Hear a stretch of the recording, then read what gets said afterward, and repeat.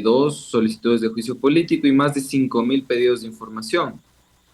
En términos cuantitativos, pues la gestión de la Asamblea Nacional suena bien, suena a una gestión productiva.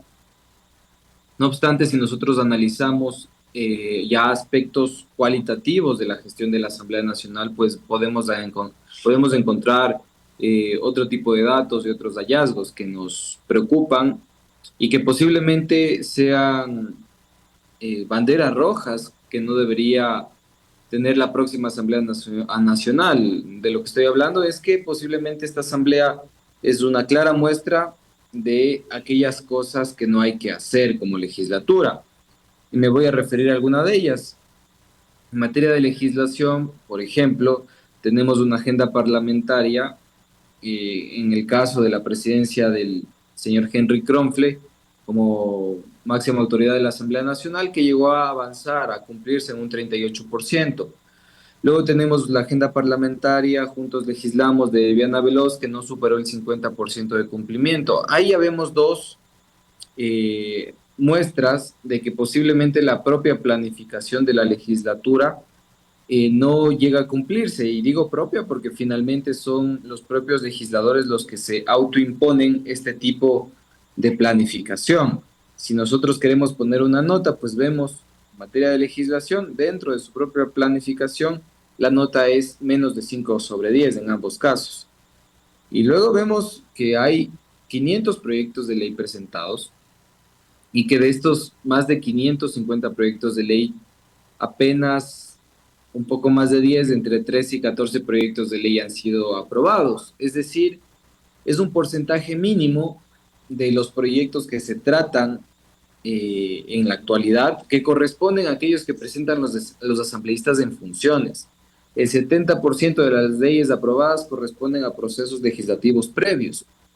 ¿Y cuál es la pregunta de fondo aquí? Y es si es que una ley que es aprobada después de 5, 6, 7 o 8 años todavía es pertinente para la ciudadanía, todavía tiene alguna conexión con un fenómeno social, político, económico, o si realmente, dado que ya pasó mucho tiempo, ya no son leyes oportunas y pertinentes. Luego vemos a los legisladores compitiendo por quién presenta más proyectos de leyes. Importante señalarlo categóricamente, no es mejor legislador aquel que presenta más proyectos de ley. Posiblemente serían mejores legisladores aquellos que se integran como bancada y que como bancada presentan uno o dos proyectos de ley integrales que tengan que ver con una reforma nueva, no con una reforma parche, como suelen presentar, y que finalmente son útiles para la sociedad ecuatoriana, pero eso no está pasando. Lo que está pasando es que cada legislador presenta su iniciativa y menos del 10% de estas pues llegan a tratarse en el Pleno de la Asamblea Nacional. Pero la legisladora, buenos días, señor Celi, la legisladora y presidenta de la Asamblea, Veloz, hablaba de que son proyectos de calidad lo que se han aprobado y más bien ha sido el Ejecutivo el que no le ha dado el tratamiento a estos proyectos de nivel, como ella calificaba ayer en la Asamblea Nacional. Muchos de las leyes que se aprobaron en la Asamblea Nacional y que el Ejecutivo vetó totalmente, posiblemente sí eran beneficiosas para la administración pública de este país, pero otras también tenían vicios de técnica legislativa. Y es por esa razón que incluso se vetó totalmente una normativa que buscaba reformar un código orgánico y que desafortunadamente la Asamblea Nacional cometió el error de tramitar una ley ordinaria para reformar un código orgánico, es decir, lo ordinario tratando de reformar lo orgánico, cuando lo normal en técnica legislativa era que un proyecto de ley orgánico se encargue de una reforma de este tipo. Luego tienes la intención, desde mi punto de vista desacertada, de la Asamblea Nacional, de que en la reforma de justicia, que ustedes recordarán, de hace algunos meses se buscó incorporar una licencia para aquellos vocales de la judicatura que estén investigados en la justicia, puedan tomar licencia.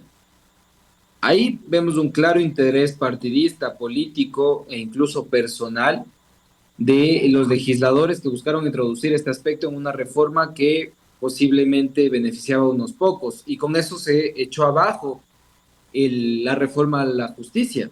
Y así podemos seguir analizando muchos de los casos de leyes aprobadas en esta Asamblea Nacional que finalmente por tres cosas, en primer lugar, o no tener un acuerdo político claro, o por tener vicios de procedimiento legislativo, o por la introducción de normativas que se denominan reformas sastre, es decir, reformas que no van a ser un bien público, sino que van a ser un bien privado, un bien particular.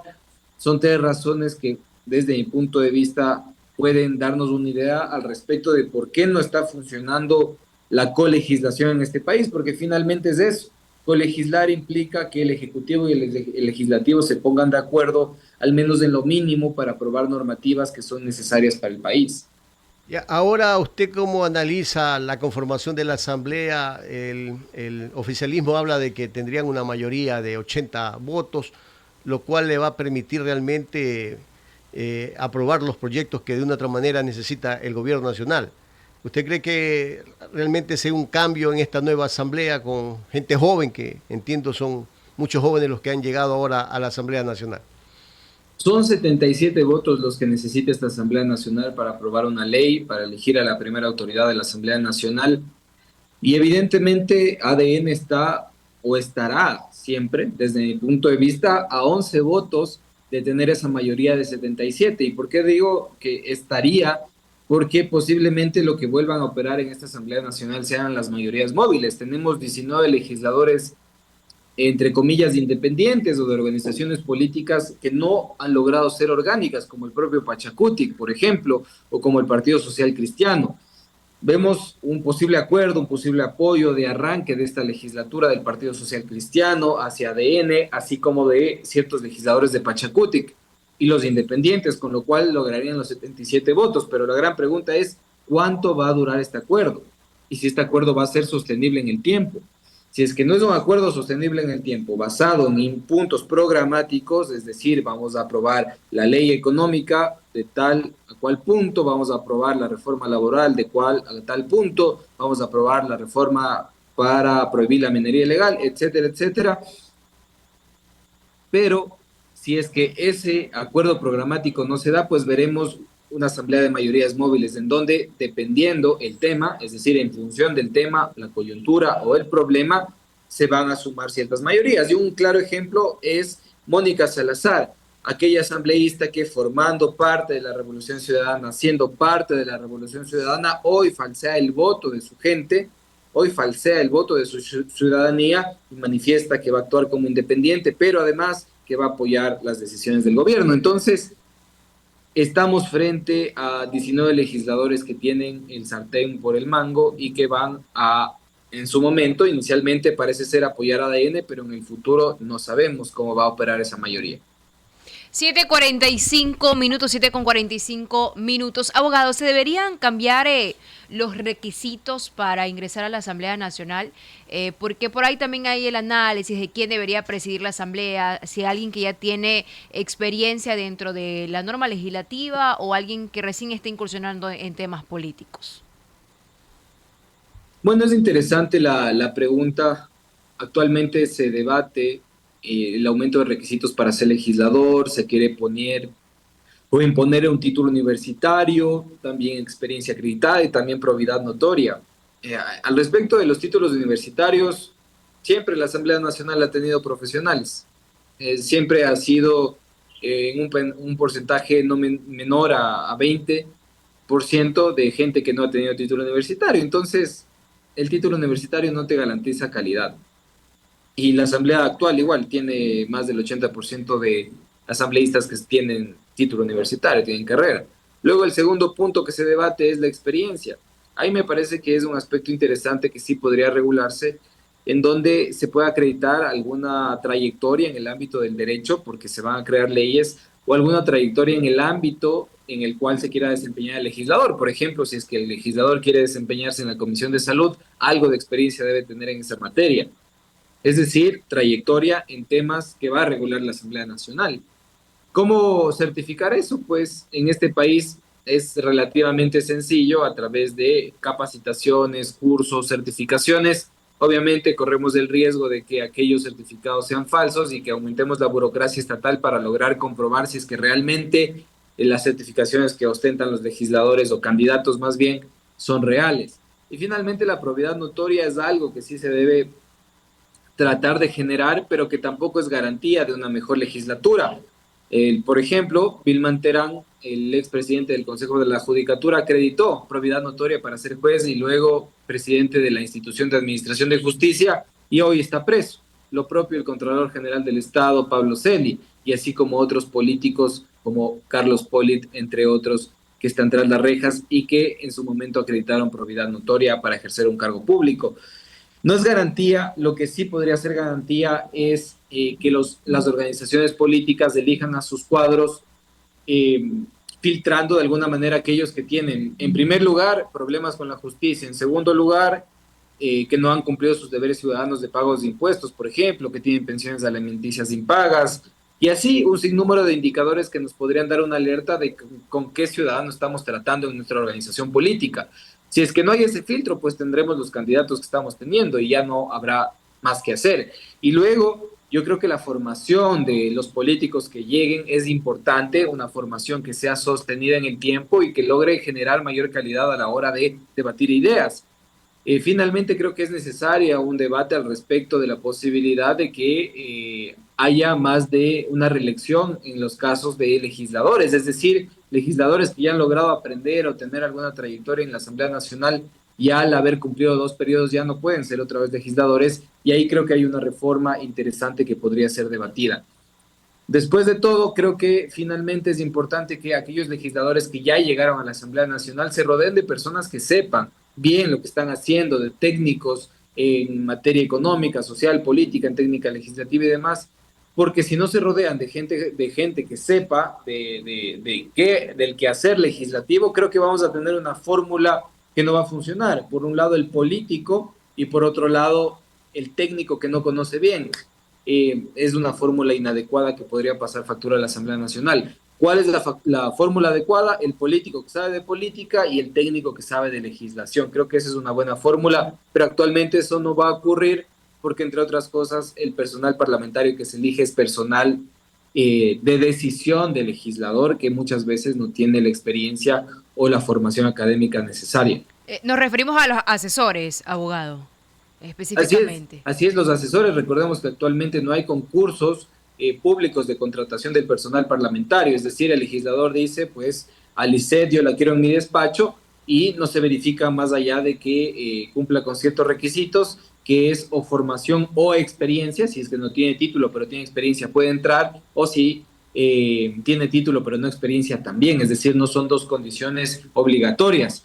Y así se contrata el personal parlamentario. Desafortunadamente, nosotros hemos sugerido, pero no se ha tomado en cuenta, que al menos 2 personas del despacho de cada legislador sean funcionarios de carrera. Actualmente la Asamblea tiene menos de 100 funcionarios de carrera de los más de 1.200 funcionarios que trabajan en la Asamblea. ¿Qué es lo que sucede? Que en cada cambio de administración sale toda la plana de la Asamblea Nacional, 1.200 personas, se llevan la inteligencia institucional y quedan pocas personas y entran nuevas que de nuevo van a aprender cómo se hace la gestión legislativa. 7:50. Abogado, en los últimos periodos ejecutivos se ha escuchado bastante que por culpa de la oposición no se ha logrado concretar o aprobar ciertos proyectos de ley. Si en esta nueva asamblea quedaría eventualmente hablando la señora Anabel Asín como presidenta de la asamblea, que sería parte del oficialismo, parte del Poder Ejecutivo, ¿veríamos un cambio o igual la oposición estaría latente ahí? Bueno, insisto, a la Revolución Ciudadana y ADN, bueno, de hecho están en empates, tienen 66 votos de arranque y van a tener que sumar adhesiones, que entiendo están conversando.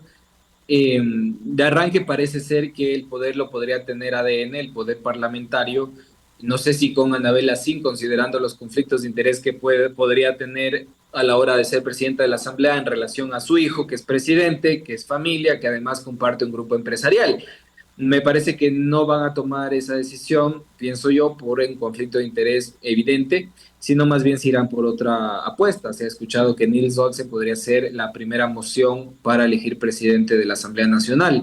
Ahora, si es que logra la presidencia de la Asamblea ADN, pues evidentemente va a haber muchísima más gobernabilidad, pero además va a existir un riesgo latente de que haya una suerte de hiperpresidencialismo en este país, porque no va a haber un contrapeso legislativo que pueda, en primer lugar, generar una oposición real a leyes que pretende el Ejecutivo, así como una fiscalización efectiva a la hora de tramitar normativas, a la hora de generar investigación al respecto de la política pública que se pueda generar. Entonces, el panorama se va aclarando con el paso de los días. Creo que mañana tendremos presidente de la Asamblea Nacional, posiblemente de ADN, y en ese sentido va a haber una oportunidad importante para el Ejecutivo de pasar las leyes que requiere, y también el riesgo de que los ministros del gobierno, del Ejecutivo, dado que se necesitan 101 votos para sancionar a un ministro, pues estén con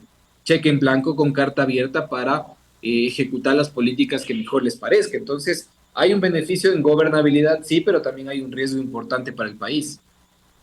7:52 minutos, es decir, eventualmente no se estaría cumpliendo la verdadera fiscalización, abogado. Prácticamente no, digamos, pongamos el ejemplo, un legislador de la Revolución Ciudadana quiere iniciar un proceso de enjuiciamiento político a la cartera de educación porque no ha cumplido con la política pública educativa en este país. Bien, podría solicitar un juicio político, pero podría pasar incluso en la Comisión de Fiscalización, pero no podría prosperar en el Pleno de la Asamblea Nacional en el caso de que se encuentre que ha sido culpable de incumplimiento de funciones, porque se necesitan 101 votos. Es decir, el gobierno debería estar votando con la oposición para lograr una sanción a su propio ministro. Es inconcebible. Entonces, prácticamente los ministros del Ejecutivo, los ministros del Gobierno Nacional están blindados de cualquier intento de sanción por parte de la Asamblea Nacional ante malas actuaciones. Perfecto, 7:53 minutos. Le queremos agradecer al abogado Roger Celi, coordinador del Observatorio Legislativo, por ese importante análisis de esta asamblea saliente y la que se posesionará el día de mañana, 14 de mayo. Gracias, abogado, por su espacio el día de hoy. Excelente día. Un excelente día. Hasta luego. 7:54